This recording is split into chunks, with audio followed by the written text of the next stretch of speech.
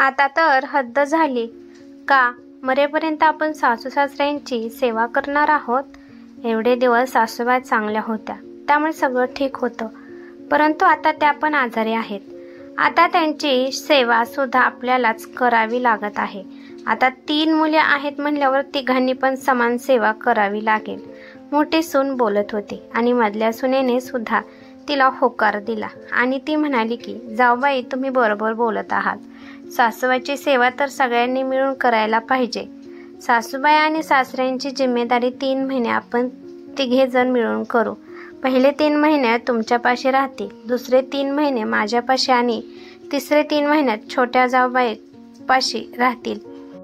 त्यावर मोठी सून रागाला गेली आणि म्हणाली की सुरुवात माझ्यापासून का?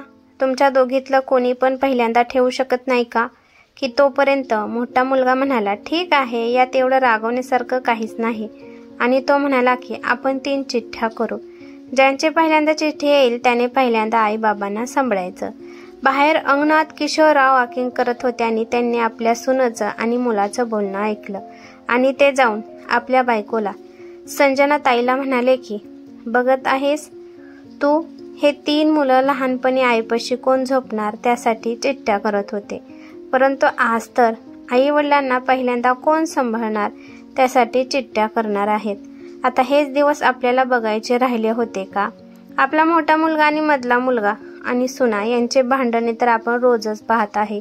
एवढे दिवस फक्त संपत्तीच्या वाटणीवरून हे लोक बोलत होते, परंतु आता आपल्या दोघांची पण ते दोघं वाटणी करायच्या मार्गावर आहेत. आपण आपल्या मुलांना यासाठी शिकवून स्वतःच्या पायावर उभा केला आहे का, की लग्न झाल्यावर त्यांच्या बायकोच्या हा मध्ये हा मिसळायला? आपल्या नवऱ्याचे बोलणे ऐकून संजना ताई म्हणाल्या की अहो, टेन्शन तर मला पण आलं आहे, पण आपला सिक्का खोटा आहे तर त्यांना बोलून काहीच फायदा नाही. फक्त धीर ठेवा, देव आपलं चांगलं करत असतो. विनाकारण टेन्शन घेऊ नका. मी तर आता आधीच आजारी आहे आणि जर तुम्हाला काही झालं तर तुमची काळजी कोण घेणार? बेडवर बसलेल्या संजना ताई अडखळत किशोररावांना म्हणाल्या. परंतु संजना, मला हे मुलांचं वागणं अजिबात सहन होत नाही. अजून काय काय बघायला भेटत आहे देव जाणे, असे म्हणून किशोरराव तेथून निघून गेले आणि संजना ताई आपल्या डोळ्यातलं पाणी लपवून आधीच्या गोष्टी आठवू लागल्या. कॉंग्रॅच्युलेशन, तुम्हाला 3रा पण मुलगा झाला आहे. आता तर तुमच्या घरात धन दौलतची काहीच कमी पडणार नाही. ज्या घरात 3 मुले असतात त्यांची तर मज्जा असते. आता तर 3घे पण मुले यासाठी भांडतील की आई आणि बाबांना मी ठेवणार. 3रा मुलगा झाल्यावर त्यांची नणंद संजना ताईला म्हणत होती. संजना ताई आणि किशोररावांना 3 मुले आणि 3 सुना होत्या. त्यांचे 2 मुले सागर, प्रमोद आणि त्यांची मोठी सून मुक्ता आणि मधली सून नेहा ते एकत्र राहत होते आणि हे दोन्ही पण मुले आपल्या वडिलांचा बिझनेस सांभाळत होते. आणि त्यांचा लहान मुलगा रोहन दुसऱ्या शहरात कामाला आहे आणि त्याची बायको शीतल, त्यांची 6 महिन्यापूर्वीच त्यांचे लग्न झालं आहे. मोठी सून आणि मधल्या सुनामध्ये अजिबात जमत नव्हतं. मोठी सून जे काम करेल ते मधल्या सुनेला आवडत नव्हतं आणि जेव्हा मधली सून मोठ्या सुनेला काय म्हणाली तर ती लहान आहेस म्हणून गप्प राहत जा म्हणून सारखी बजावत सांगत होती. त्या दोघी सारखे एकमेकांवर चवताळत होत्या. परंतु या दोघांचा त्रास संजनाताई आणि किशोरराव यांना होत होता. दोघींच्या भांडणामुळे दोघी पण स्वयंपाक करत नव्हत्या. त्यामुळे काय व्हायचं की किशोरराव आणि संजनाताई यांच्या खाण्यापिण्याच्या वेळा बदलून जायच्या. त्यांना कधी चहा भेटत होता तर कधी जेवण भेटत नव्हते. ते आपल्या म्हातारे सासू सासऱ्यांना अजिबात सांभाळत नव्हत्या. भांडणामुळे जर किचनमध्ये स्वयंपाक नाही झाला तर दोन्ही पण सुना बाहेरून ऑर्डर करून खात होत्या. दुपारच्या वेळेस दोन्ही पण सुना बाहेरचं जेवण खात होत्या आणि त्यांचे नवरे पण बाहेर कामाला गेले की बाहेरच खात होते. परंतु किशोरराव आणि संजनाताईंना बाहेरचे जेवण पचत नव्हते, परंतु कोणालाच कशाची काळजी नव्हती. संजनाताईंना नीट उभा राहता येत नव्हतं, तरी पण त्या किचनमध्ये जाऊन आपल्या नवऱ्याला आणि त्यांना काहीतरी हलकासं जेवण बनवत होत्या. तरी पण सुना त्यांना ओरडत होत्या की स्वयंपाक केल्यानंतर तुम्ही किचन कट्टा किती खराब करतात. दोन्ही पण सुनांना घरातलं जेवण खाऊ वाटत नव्हतं, त्यांना नेहमी बाहेरचं खाऊ वाटत होतं आणि हेच नेमकं किशोररावांना अजिबात आवडत नव्हतं. त्यांची बायको आजारी होती, त्यामुळे त्यांच्या बायकोला घरातलं काम करावं लागत होतं. त्यामुळे एकदा कंटाळून त्यांनी त्यांच्या दोन्ही मुलांना जवळ बोलवले आणि म्हणाले की तुझ्या आईची तब्येत ठीक नाही आणि तुमच्या बायका सारखं बाहेर जातात, कारण का त्यांना किचनमधलं काम करू वाटत नाही. परंतु हे अजिबात बरोबर नाही. जर तुमच्या दोन्ही पण बायकोंचं एकमेकांशी पटत नाही तर मग दोन्ही सुनाने आपापली कामे वाटून घ्यावी. सकाळच्या वेळी स्वयंपाक मुक्ताने करावा आणि संध्याकाळच्या वेळी स्वयंपाक नेहाने करावा. हे किचनमध्ये कामच नाही करणार हे काही योग्य नाही. आपल्या वडिलांचं बोलणं ऐकून दोन्ही पण मुले आपापल्या बायकोला समजवण्याचे प्रयत्न करत होते, पण त्यांच्या दोन्ही पण बायका समजून घेत नव्हत्या. परंतु 2-3 दिवस जेव्हा बाहेरचे जेवण खाल्लं त्यावेळेस त्यांची मुले आजारी पडली. मग तेव्हा त्यांना अक्कल आली आणि मग त्या दोघींनी आपापली कामे वाटून घेतली. मुक्ता सकाळचे जेवण बनवत होती आणि नेहा संध्याकाळचं, कारण का दोघे एकमेकींचं तोंड पाहू नये. सकाळ आणि संध्याकाळचं जेवण आता किशोरराव आणि संजनाताईंना वेळेवर मिळत होतं, परंतु सोबत त्यांना प्रेम आणि सन्मान अजिबात मिळत नव्हता. दोन्ही पण सुना आपल्या सासऱ्यांना बोलणं सुद्धा पसंत करत नव्हत्या. एक दिवस फक्त संजनाताई आपल्या छोट्या सुनाला म्हणाल्या की आज भाजीमध्ये खूप मीठ झालं आहे.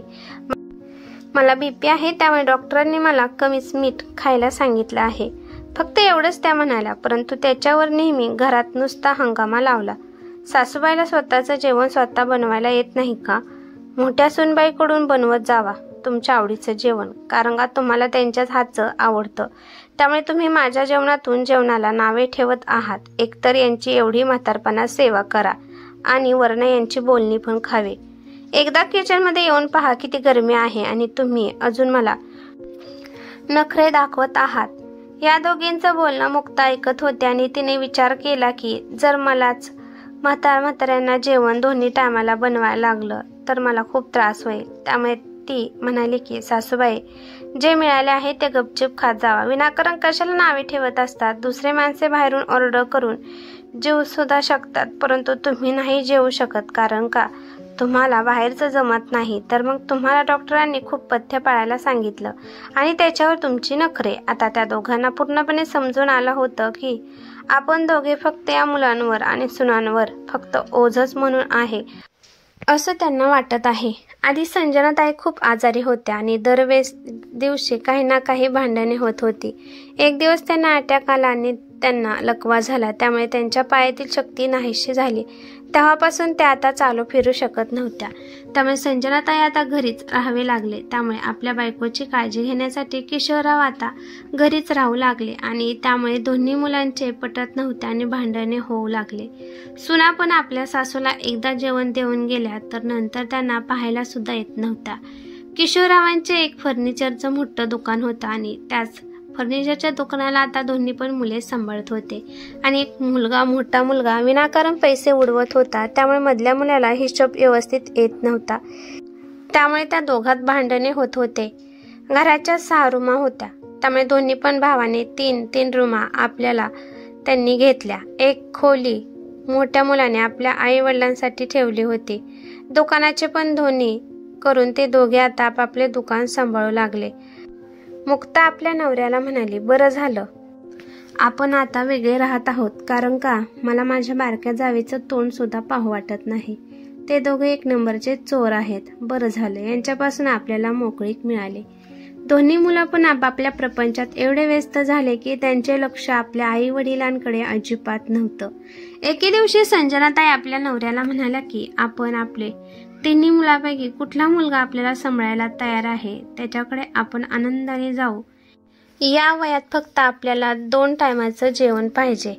आणि त्यामुळे टेन्शनमध्ये बाहेर किशोरराव फेऱ्या मारत होते तेव्हा त्यांनी आपल्या मुलांचे बोलणे ऐकले. ते दोघं मुले आणि सुना आता वाटणी झाल्यावर कसे एकत्र येऊन गप्पा मारत आहेत. मुक्ता म्हणाली की उद्याच्याला छोटे दीर येणार आहेत, त्यामुळे आपण तिघे मिळूनच चिठ्ठ्या काढू आणि ज्या कुणाच्या नावाची पहिली चिठ्ठी निघाल त्याच्या घरी आई बाबा 3 महिने राहायला जातील. हे ऐकल्यानंतर किशोरराव रात्रभर झोपले नाहीत. दुसऱ्या दिवशी किशोरराव टेन्शनमध्ये बसले होते. किशोरराव आणि तेव्हा त्यांचा छोटा मुलगा रोहन तिथे आला आणि सोबत त्याची बायको शीतल पण आली होती आणि तो आल्या सरळ आपल्या आईबाबांच्या खोलीत गेला. आपल्या आईला एवढा आजारी आहे हे पाहून त्याला खूप वाईट वाटलं आणि तो आपल्या वडिलांना म्हणाला की बाबा, आई इतकी आजारी आहे तरी पण तुम्ही मला सांगितलं नाही. काल मोठ्या दादाचा फोन आला होता, त्यामुळे मला आईच्या या आजारपणा बाबतीत कळलं. बाळा, तो ऑफिसमध्ये काम करतो, त्यामुळे तुला टेन्शन द्यायचं नव्हतं म्हणून मी तुला सांगितलं नाही. सकाळच्या 10:30 वाजल्या तरी सुद्धा अजून नाश्ता खायला आला नव्हता. हे पाहून शीतल त्यांची बारकी सून किचनमध्ये जाऊन नाश्ता बनवू लागते आणि थोड्या वेळानंतर ती सगळ्यांसाठी नाश्ता घेऊन आली आणि संजना ताईला शीतल आपल्या हाताने जेवण भरवू लागली. त्यावेळी सागर, प्रमोद, मुक्ता आणि नेहा सोबत तिथे आले आणि ते सांगू लागले की घर आम्ही दोघांच्या नावावर केलं आहे, दोघांच्या नावावर वाटण्या केल्या आहेत आणि दुकान पण आम्ही दोघांच्या नावावर केलं आहे. तुझ्यापाशी तुझ्यासाठी फक्त गावातील एक घर हिस्स्याला ठेवलं आहे. हे ऐकून रोहन जरा नाराज झाला. मुक्ता रोहनला म्हणाली, भाऊजी, आता तुम्ही आलात आहात तर आता वाटण्या तर झाल्या आहेत, आता आपण आई आणि बाबांच्या सुद्धा वाटण्या करून आम्ही विचार केला आहे की 3-3 महिने आपण आईबाबांना आपापल्यापाशी ठेवू. वहिनी, हे बरोबर नाही. आई बाबा काय कुठलं सामान आहेत का की त्यांची वाटणी करायची आहे? अहो भाऊजी, तुम्हाला काय, तुम्ही दुसरीकडे नोकरी करून चांगले पैसे छापत आहात, परंतु आम्ही आता इथं तुमच्या आईवडिलांना सांभाळून कंटाळलो आहे. हे काय बोलत आहे वहिनी? दर महिन्याला आईबाबांच्या खर्चासाठी मी पैसे पाठवत आहे. परंतु रोहनला एक कॉल आला, त्यामुळे रोहन बाजूला जाऊन तो फोन घेऊन बोलू लागला. परंतु फोन झाल्यावर त्यांनी पाठीमागे वळून पाहिलं तर पाठीमागे त्याची बायको शीतल उभी होती आणि म्हणाली की मला तुम्हाला काहीतरी बोलायचं आहे. जर आपण आईबाबांना कायमचं आपल्यापाशी घेऊन गेलो तर? असं पण आपण दोघे सून आणि मुलगा या नात्याने आपण त्यांना सांभाळू शकतो. आपल्या बायकोचं बोलणं ऐकून रोहनच्या तोंडावर हसू आले. अगं शीतल, मी पण याच बाबतीत विचार करत होतो, पण म्हटलं की तुला एकदा विचारावं, परंतु तू स्वतःहून मला बोलली आहे. तुम्हाला तुमच्या आईवडिलांनी शिकवलं, तुम्हाला तुमच्या पायावर उभा केला आहे, त्यामुळे आता तुम्ही तुमचं कर्तव्य करा. मग रोहन आपल्या आईवडिलांच्या रूममध्ये गेला आणि त्यांना म्हणाला की मी तुम्हा दोघांना कायमचं माझ्यासोबत घेऊन जाणार आहे. आम्ही दोघे मिळून तुमची काळजी घेऊ आणि आईला सुद्धा तिथे एका मोठ्या दवाखान्यात दाखवून तिची आपण ट्रीटमेंट सुरू करू. मला खात्री आहे की आई लवकरच ठीक होईल. आपल्या मुलाचं बोलणं ऐकून किशोरराव आणि संजनाताई यांच्या डोळ्यात पाणी आले. रोहन म्हणाला की आम्ही तुमच्या दोघांचं पॅकिंग करायला घेत आहोत. परंतु किशोरराव म्हणाले की माझं एक काम आहे आणि ते काम झाले की आम्ही तुझ्यासोबत यायला तयार आहोत. तुझ्यासारखा मुलगा आणि सून भेटल्यामुळे आम्ही तर धन्य झालो. बाबा, काय महत्वाचं काम आहे? अरे रोहन बाळा, जेव्हा ते काम पूर्ण होईल मी तेव्हा तुला नक्की सांगेल. दुसऱ्या दिवशी किशोरराव कोणालाच काही न सांगता कुठेतरी गायब झाले. संध्याकाळी जेव्हा ते माघारी आले तेव्हा त्यांच्या हातात काहीतरी डॉक्युमेंट्स होते आणि चेहऱ्यावर आत्मविश्वास होता आणि आपल्या मुलांना आपल्या रूममध्ये बोलून सगळ्यांना म्हणाले की या घराच्या वाटणीबाबत आणि माझ्या प्रॉपर्टी बाबतीत मी निर्णय घेतला आहे. मोठा मुलगा म्हणाला की आता कसला निर्णय? निर्णय झाला आहे ना? निर्णय तर झाला आहे ना. त्या दिवशी तर आम्ही सांगितलं आहे की तुम्हाला की कोणाच्या वाटण्याला काय आलं आहे ते. किशोरराव म्हणाले की बाळांनो, तो निर्णय तुमचा होता, पण आता माझा निर्णय आहे. मी तुमच्या निर्णयाला स्वीकार दिला नव्हता. मी या घराला 3 हिस्स्यामध्ये वाटणार आहे. आणि असं म्हणाल त्यांनी आपली कागदपत्र दोन्ही मुलांच्या पुढे ठेवले. दोन्ही मुले आश्चर्यचकित झाले. बाबा, तुम्ही हे आमच्यासोबत असे का करत आहात?